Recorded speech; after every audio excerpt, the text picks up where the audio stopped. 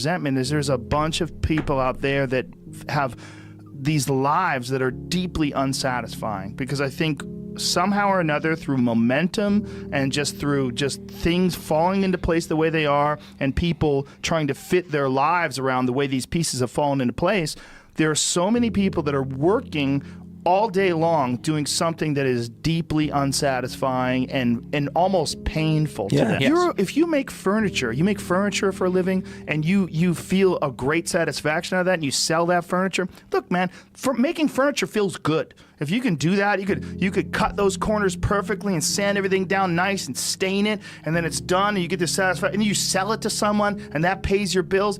That is infinitely more satisfying than being stuck in some fucking cubicle working for someone that you don't want to work for, having to have these stupid fucking office meetings, talking to people in human resources, sitting down with your supervisor where they evaluate your job performance, and you're not really, you really need to be enthusiastic about this company. This company is your future. This kind of you're like, fuck, kill me now.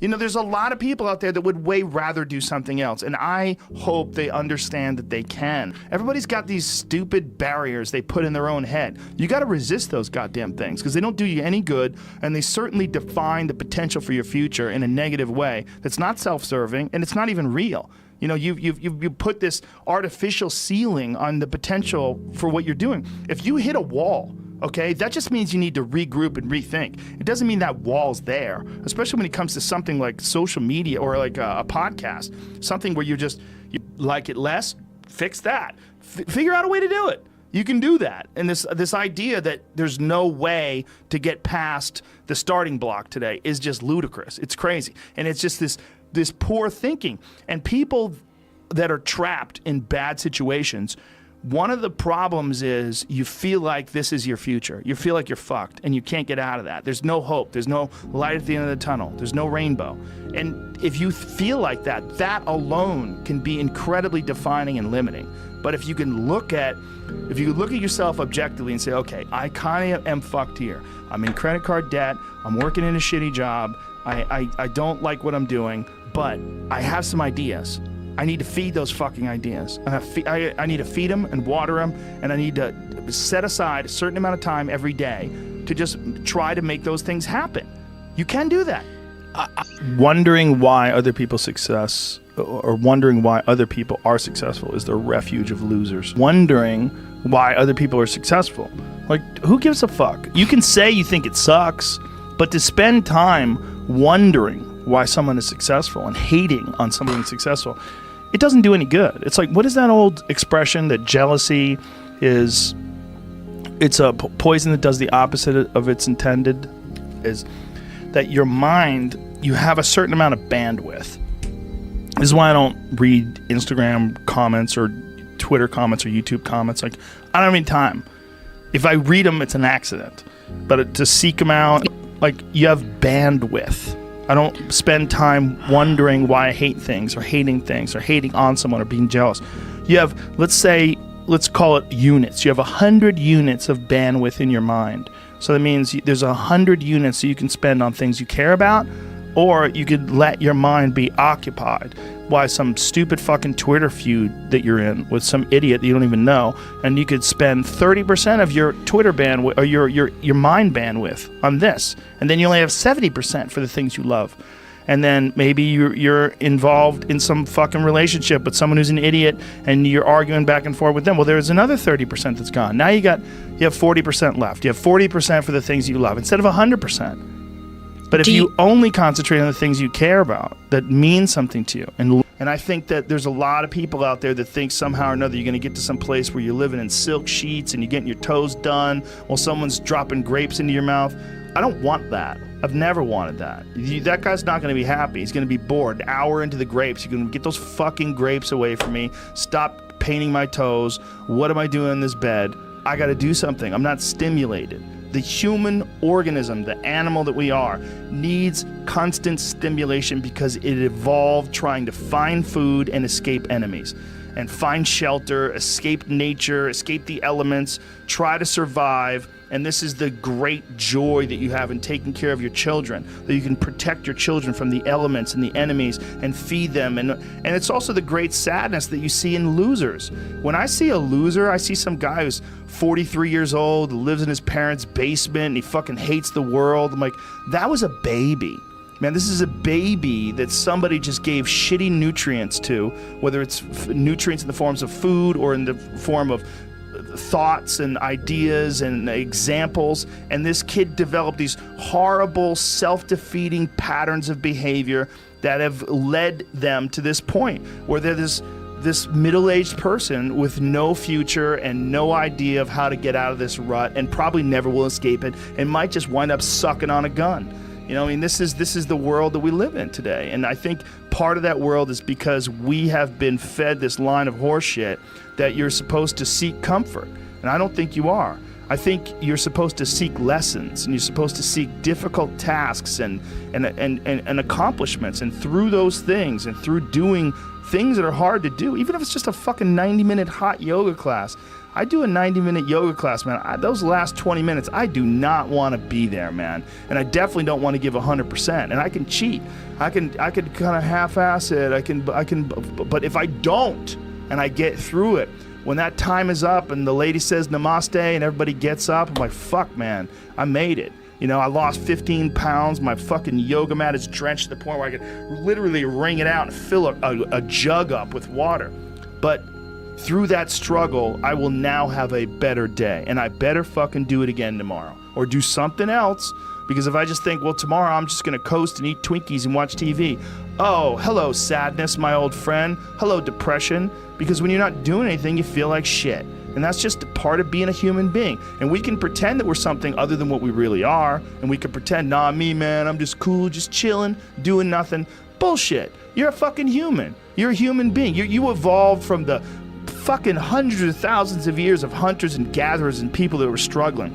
Those human reward systems are carved deeply into your DNA. And if you don't respect that, if you don't respect the mechanism of happiness and fulfillment and what you really need to do in order to feel satisfied in life, camaraderie, love, family, friendship, struggle, testing yourself, learning, all those things are imperative. They're all a giant part of being a person. Concentrating on people that suck or being jealous about people that are doing well does me zero good. But instead, if someone does well, I can be inspired and I can get fired up by it. I mean, I figured this out in my early 20s. I was like, okay, this is I have a poor way of looking at it because it's a martial arts thing. Because in martial arts, like, you can't be jealous of someone else's ability. You have to realize you might have to fight them someday. So by realizing that they're really good, you're forced to be objective about it. And you have to go to work. Like, you have to go, fuck, that guy's better than me. I got to get better. And you have to go to work. Right.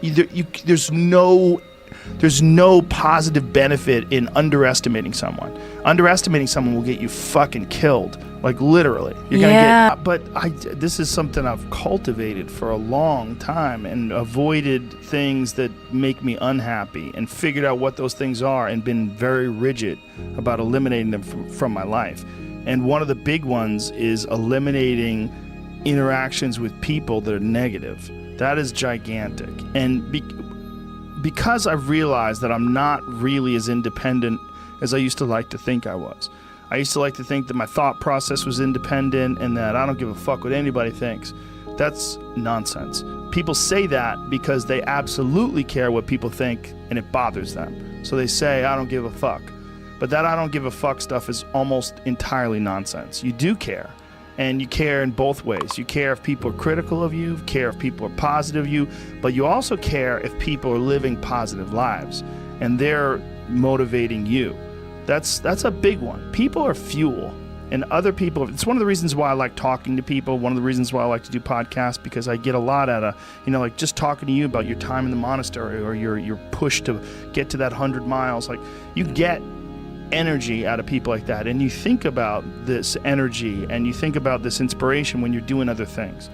And it also sets in your mind that when you meet these exceptional people that move you, like, what are the characters what are the qualities that they have? What are the characteristics that they possess?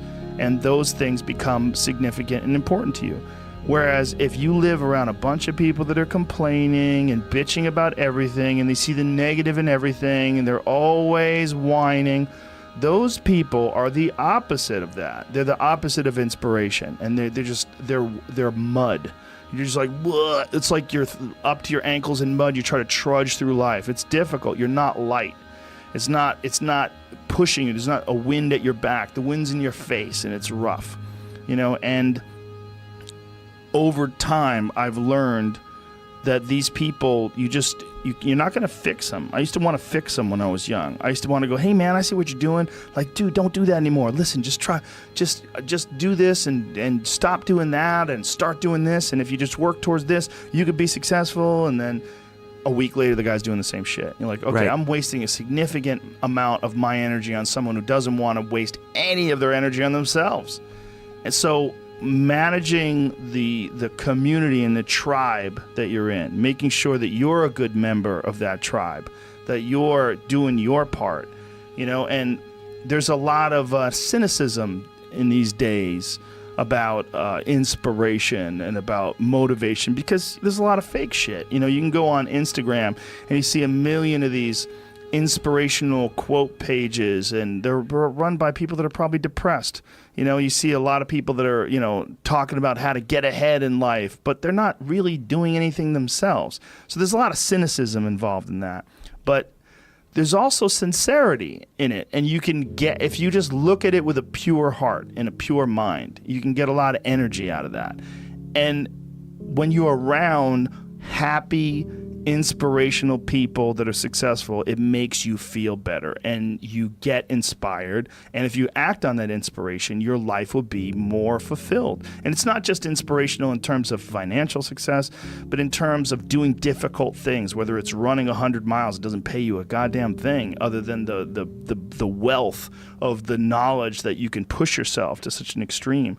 Or anything else, whether it's someone who becomes really good at playing chess, or someone who's really good at martial arts, or whatever it is. There's a great feeling in these overcoming these difficult things, because life is never this just constant state of, I'm at a 9 all day, and when I'm with my wife, I hit 10. Yay! And I stay like that. That's not real. What's real is, like, you saying that you went to this monastery and felt all this angst about meditating and being alone and not having your phone and not having the input, but then when it comes out of it, then you have this reward. So you push through this, and you had these uncomfortable feelings, and you came out of those uncomfortable feelings with this newfound appreciation for time and this respect for your own existence in your own space, and carving out 3 hours for yourself a day. That's where it all comes from. It all comes from